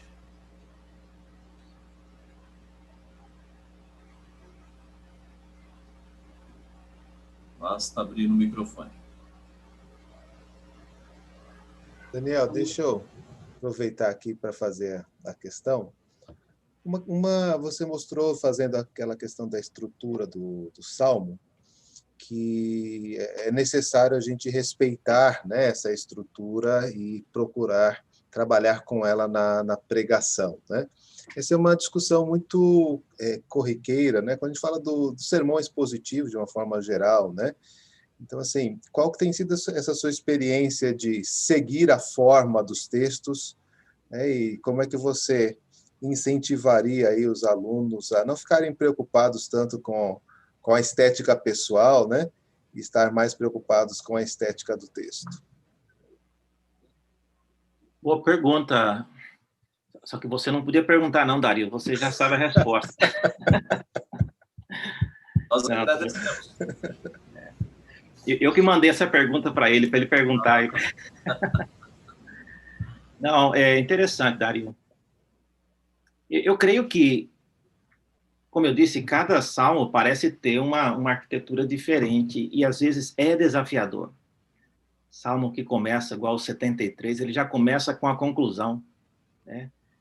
E alguns salmos que parecem ser meio que, para nós, disformes, ele enfatiza tanto tempo numa coisa e aquilo que nós julgamos mais importante, ele só dá uma pincelada.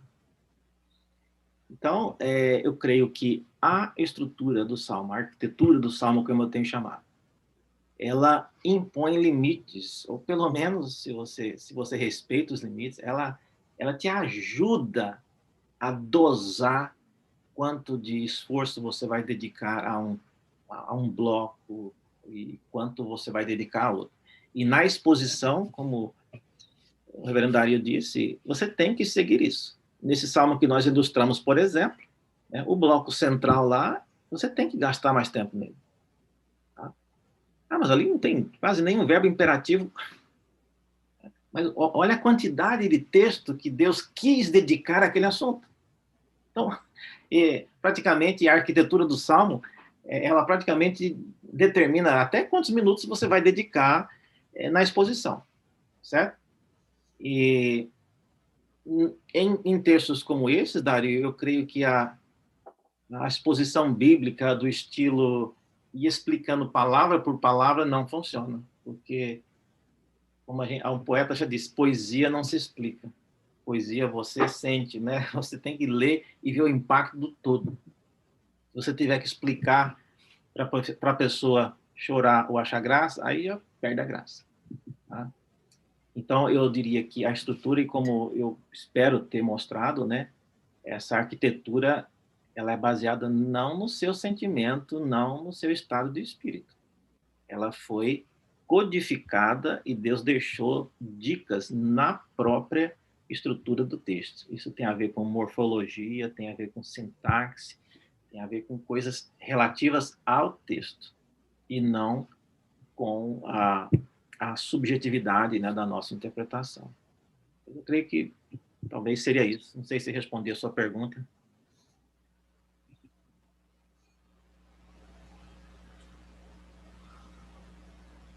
Reverendo. Oi. Em relação a, por exemplo, a cartas, por exemplo, nós podemos dividir em várias partes, né, a nossa exposição. Mas no caso de um salmo, quando o salmo é muito extenso, eu posso tirar a partir daquele salmo séries de pregações ou eu tenho que encerrar naquele salmo toda a pregação? Salmos tem que pregar sempre ele, ou pelo menos lê-lo inteiro, né? Eu já fiz série de pregações no Salmo 73, é um salmo longo. Ainda que eu pregasse em blocos, eu preguei, acho que foram 5 vezes, mas sempre eu li o salmo inteiro, porque o texto é um todo. Tá? Então, é importante que, ao pregar num salmo, você leia o texto inteiro. Tá? E dedique parte, né, como o salmo... Talvez uma única exceção seria o Salmo 119, que ele já foi feito, né, para ser separado em blocos, né, os blocos que são lá já na própria estrutura do texto. Mas mesmo assim, tem como você dividir os 176 versículos em alguns blocos maiores. Tá? Então, Salmo não se prega, ou pelo menos não se lê, né, pedaços de Salmo. Pedaços que eu mais gosto do Salmo, né? Não, o Salmo é uma coisa inteira, ele tem começo, meio e fim, certo? Senão você perde o que o reverendo Dario perguntou, né? Aquele senso de proporcionalidade que a arquitetura do Salmo, ele comunica a você. Tá? Reverendo Daniel. O Jonatas Henrique está com a mão levantada, por ordem de idade, o pastor Sérgio, né? Agora eu não entendi esse estilo literário. Reverendo Daniel, quando se fala de Jesus no Antigo Testamento, é sempre estilo literário e profecia? E uma outra pergunta também. Jesus pregado no Antigo Testamento, né?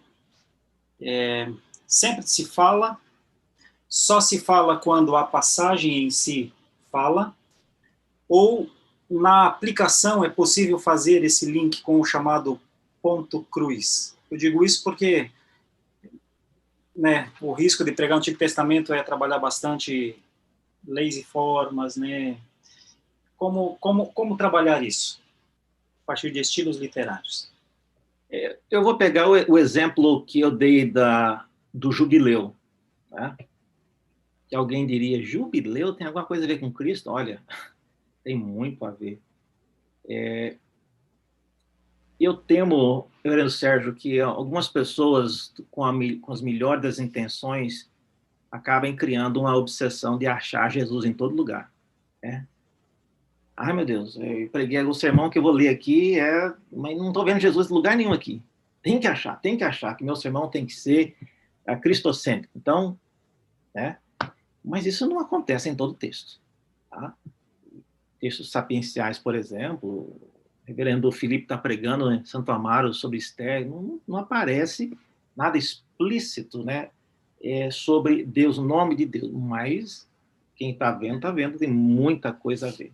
Então, o caso na lei lá do jubileu, a figura do resgatador, quando você começa a ler, reverendo, você vai vendo que aquilo tem tanta coisa a ver com aquilo que Cristo fará por nós, né? Vir pagar uma dívida que não era nossa, ele é nosso irmão mais velho, ele é aquele que não precisava, mas quis, né, pagar as nossas dívidas. Então, tem várias coisas que se aplicam. E eu desafio, então, todos a pensarem nisso. A achar um texto como Isaías, né, que fala do servo sofredor, aí tá escancarado, né, a relação. Mas existem outros lugares que são sublimes também, que você encontra referências assim fantásticas. Então, a Escritura, ela não é toda, né, toda ela. Cada versículo, cada trecho, cada perícope da Escritura aparece a pessoa de Cristo. Não, isso não, eu diria que não é uma coisa saudável você estudar a Bíblia dessa maneira. E você vai acabar achando coisas que não tem nada a ver com Jesus. Certo? A sanguessuga tem 2 filhas, Dá e Dá. É um versículo. Onde é que você vai achar Jesus aí? Tá? Não tem como, gente. Então, e não deve dar imaginação, né, para as pessoas, né? Vão procurar, né? Jesus dava para todo mundo, ao pobre. Não, aí você já virou um sermão tópico, né? Não. Mas então, reverendo Sérgio, eu diria isso, né? Explore a beleza e a multiforme sabedoria de Deus em revelar o seu Filho em diversas dimensões, né, nas Escrituras, né, e a gente achará o suficiente. Ok? O Jonathan está levantada? Sim. Eu gostaria que o senhor nos desse um conselho em relação à escolha dos gêneros quando nós estivermos já numa prática de pregação mais contínua.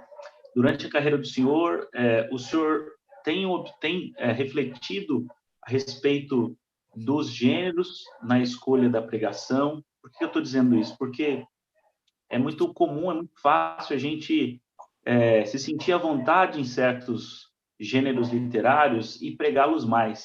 Como é que o senhor tem assim tentado evitar isso para que o senhor alcance mais diferentes gêneros literários, né? Claro que há uma série de questões que estão por trás da escolha dos textos, mas a gente tem que se tornar eficiente em todos eles, né? Em todos os gêneros. Qual seria o conselho que o senhor daria para a nossa carreira pastoral para que a gente desenvolva a prática de pregação de uma forma equilibrada na nossa carreira pastoral? Olha, alguém me deu uma dica uma vez. Quando eu era seminarista, eu era apaixonado por Novo Testamento. Inclusive, as minhas notas de grego eram melhores. Eu tirei 10, 10, 10, 10 nos 4 gregos. Hebraico não era tão bom assim, não. E eu pregava só nas cartas de Paulo, Efésios, me chamou para casamento, era Efésios, era reunião, era Efésios. E um dia, a minha esposa me deu um livro, nós estamos no congresso da Vinde, ela comprou um comentário de Calvino no livro de Jó, com a seguinte dedicatória: por favor, pare de pregar em Efésios. Existem outros gêneros na Bíblia, né?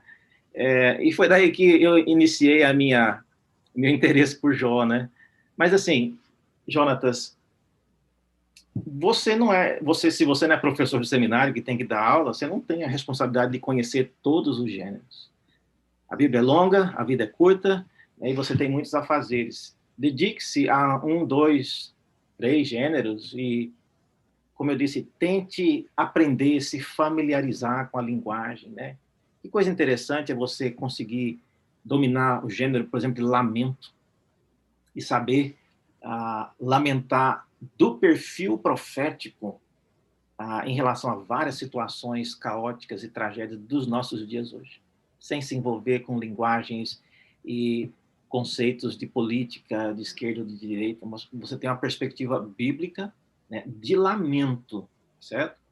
Então, eu diria, pense no ministério que você tem, pense quantos anos você tem, pense onde está disponível a literatura para você aprofundar em cada um, mas é bom que você aprofunde em pelo menos um ou dois gêneros e conheçam bem, certo? Outra coisa, dependendo da sua região também, se todo mundo só tem pastor que prega nas cartas de Paulo, né, ou no Romanos, para que você vai iniciar uma série de estudos na mesma carta? Pense, se o reverendo Augusto já fez uma série em Filipenses, e você vai começar outra igualzinha, quem que vocês acham que eles vão ouvir? É você ou é o reverendo Augusto? Nem se eu pregar, não vai dar certo. Então, Deus deu sabedoria a todos, gente. A gente tem que explorar a diversidade das escrituras. Então, existe muita coisa que pode ser explorada e que às vezes a gente foca somente em algumas coisas mais específicas, tá? Obrigado, reverendo. Samuel, tem pergunta aí, Samuel? Temos sim, reverendo. Apareceu mais algumas perguntas agora no YouTube. Reverendo Daniel, qual dica o senhor dá para sermos cristocêntricos num sermão, ou num texto, eu creio que seja a intenção do irmão, em que não há predições claras sobre Jesus, por exemplo, textos proféticos em Salmos? Leopoldo Steckelberg perguntou. Acho que essa já foi, não? Os Salmos já apareceu, né? Passa outra, Samuel.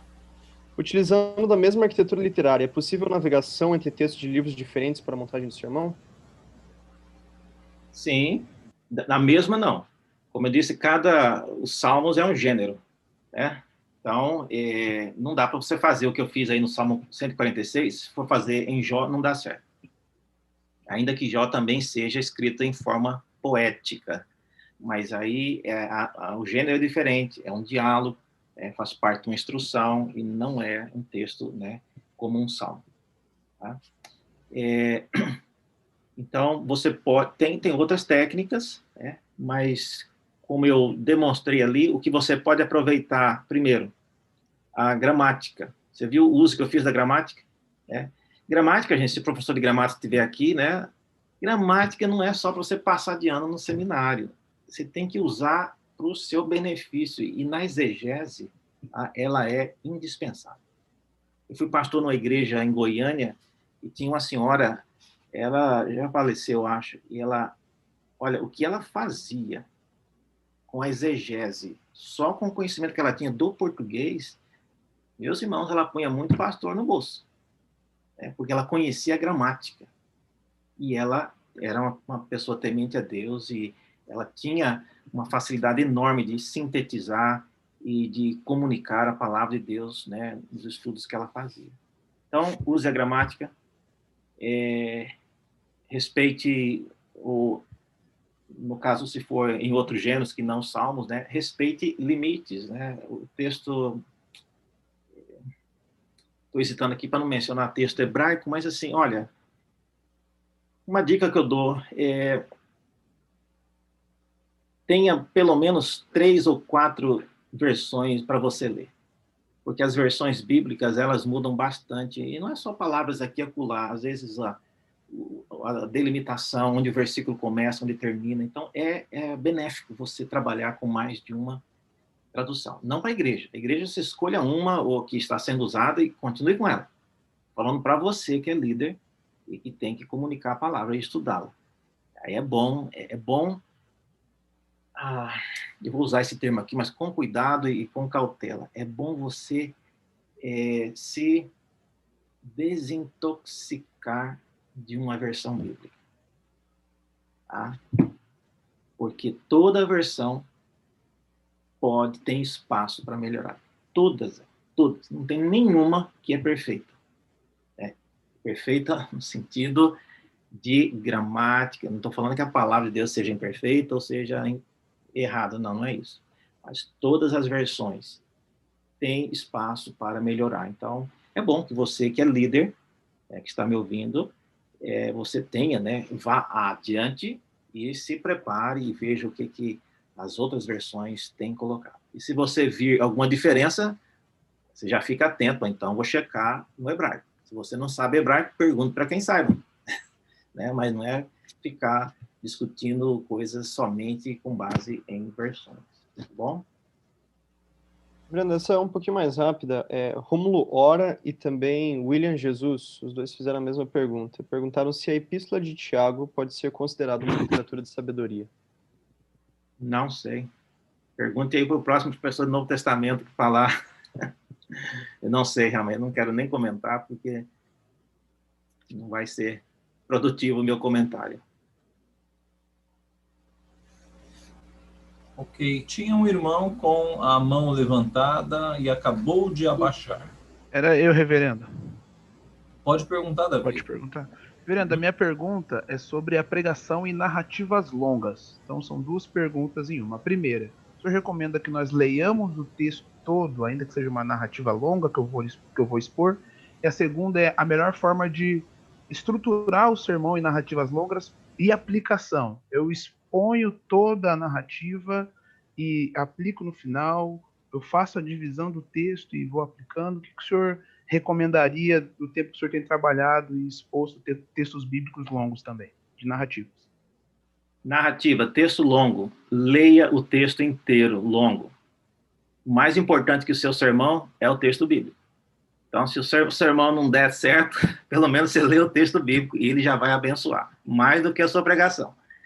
Mas, se a sua pregação for boa, eu diria, textos longos, quando narrativas, foque no momento onde há o que a gente chama os núcleos de acontecimento. Por exemplo, a problematização chega no ápice. Tá? Eu estava lendo com minha esposa na devocional a história dos patriarcas e eu ficava, né? Tem textos patriarcas que quando repete a mesma coisa, tá? Quando o servo de Isaac foi encontrar, né, a esposa para Rebeca e para Isaac, perdão, servo de Jacó. E a história que ele conta chega a ser cansativo. Ele repete tudo que ele falou antes, depois ele repete de novo. Então, você pode já pular na pregação e focar em pontos que são decisivos na narrativa. Agora, na leitura, não, leia, porque isso é pedagógico, você ler a história. Certo?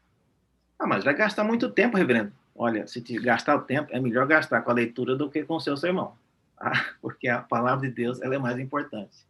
Tá? E tem um impacto, certo? Então, eu uso isso. Tá? Familiaridade com a história, né? Se você já sabe que aquela história depois vai virar totalmente contrário, já não dê muita ênfase na primeira parte, porque você sabe que isso vai ter uma reviravolta. Tá? Então, familiaridade com a trama. Tá? Isso é importante para você focar em pontos. Mas não use a exposição, tá? De versículo por versículo, aí você vai matar a igreja, né? Porque é muito longo. Sermões que as pessoas não conseguem acompanhar por causa tem enredo que não pode ser explicado, né? É melhor você experimentar a leitura e não ficar explicando cada detalhe. Arquimedes estava com a mão levantada. Isso, reverendo. Só uma coisa, o senhor falou sobre poesia, e o senhor citou também o livro de Gênesis. E a pergunta é sobre capítulo 1 e 2 de Gênesis, e principalmente a questão dos dias da criação. Isso é uma discussão grande que tem no círculo evangélico, né, e até chegou também já no meio reformado, mas a questão é que, lendo sobre o assunto, e agora ouvi novamente o senhor expor aí, falando sobre a possibilidade do texto de Gênesis ter uma construção, uma arquitetura poética, né? Mas eu já ouvi também que pode ser uma prosa, né? Então, queria que o senhor pudesse falar um pouco sobre isso. Se prosa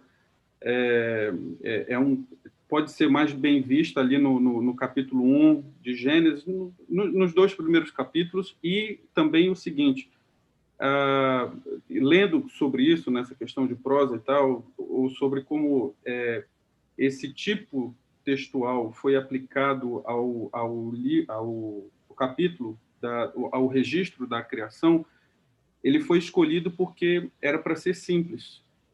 era para dia parecer dia, e não era.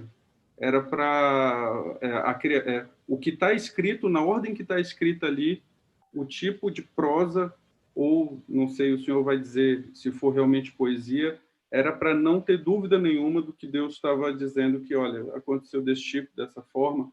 Então, aí já é uma questão de a identificação do tipo literário, até para uma discussão apologética.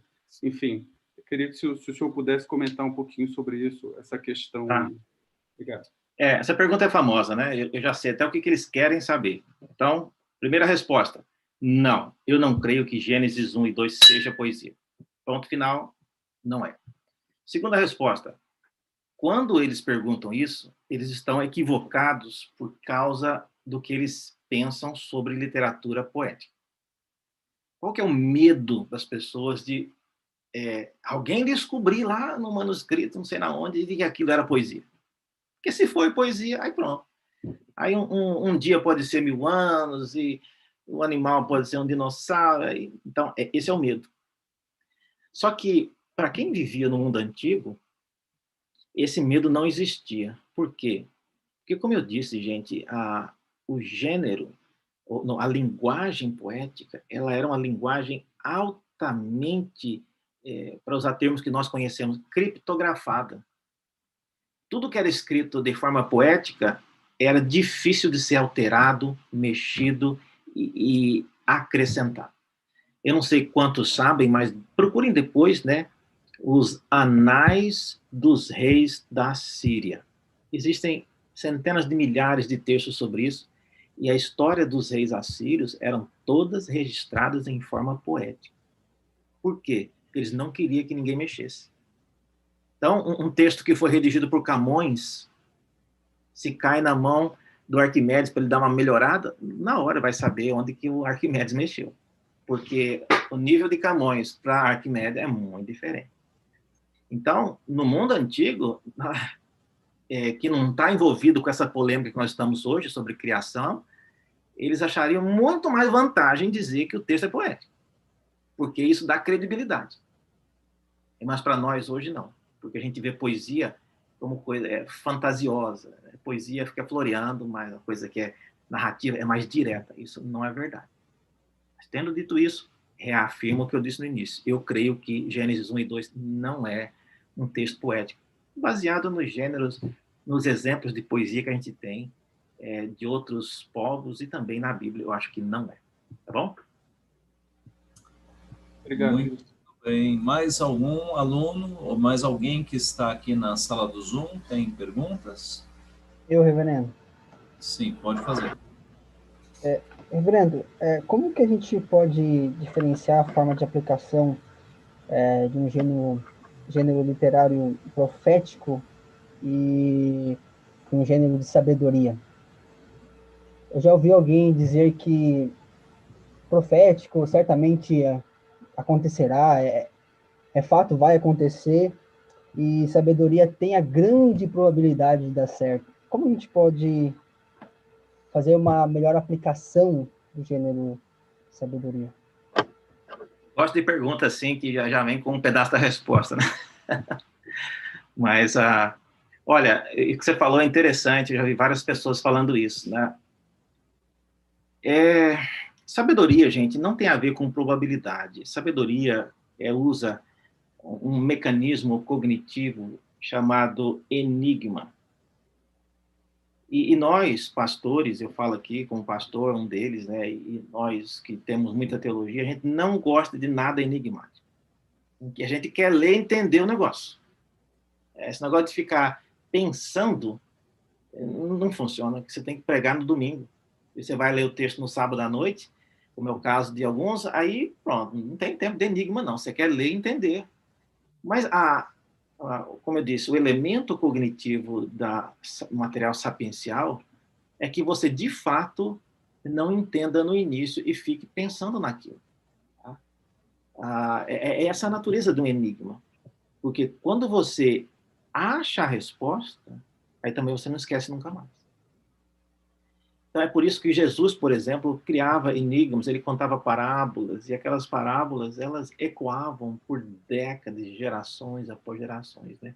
Depois que você resolveu o enigma. Então, a diferença entre enigma, sabedoria e profecia não tem a ver com a credibilidade ou com o se vai ou não acontecer.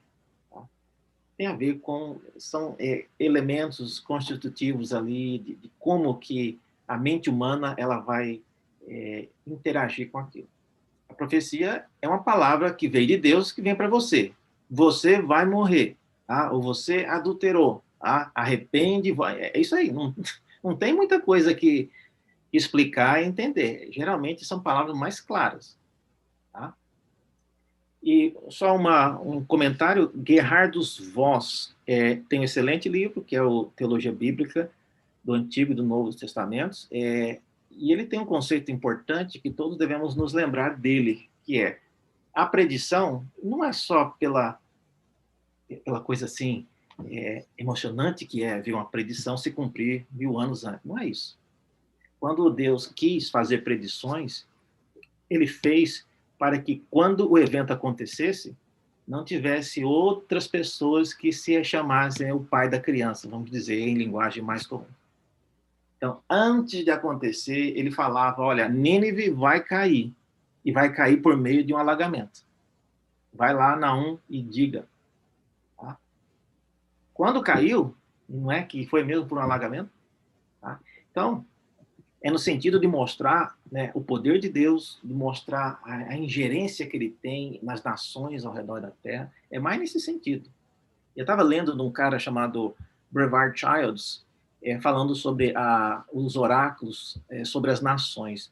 Esses oráculos não foram entregues às nações, mas eles foram entregues a Israel sobre as nações, para que, quando a Síria caísse, Israel soubesse que aquilo foi obra de Deus. Quando a Babilônia caísse, soubesse que aquilo foi obra de Deus. Mas não que o profeta foi lá e entregou aqui. Eu sou o profeta Isaías, estou trazendo aqui para o rei da Babilônia, da Síria. Não temos. Se eles foram, a gente não sabe. Né? O caso de Jonas é uma exceção. Então, profecia e sabedoria, elas são distintas nesse sentido, e não na questão, né, de credibilidade de cumprimento. Muito bem. Meus irmãos, creio que estamos chegando, então, ao final. Agradecemos muito ao reverendo Daniel Santos pela belíssima palestra, estudo edificante, de fato, e as perguntas que foram respondidas. Nós vamos encerrar esse momento aqui, né, em que nós tratamos com a palavra de Deus, uma oração, e na sequência nós teremos um momento mais social e descontraído com o nosso irmão Laurete. Mas vamos fechar esse momento aqui em que nós falamos sobre a palavra com uma oração. Eu vou pedir ao reverendo Sérgio Lima, que é professor da nossa casa também, que nos dirija a Deus em uma oração.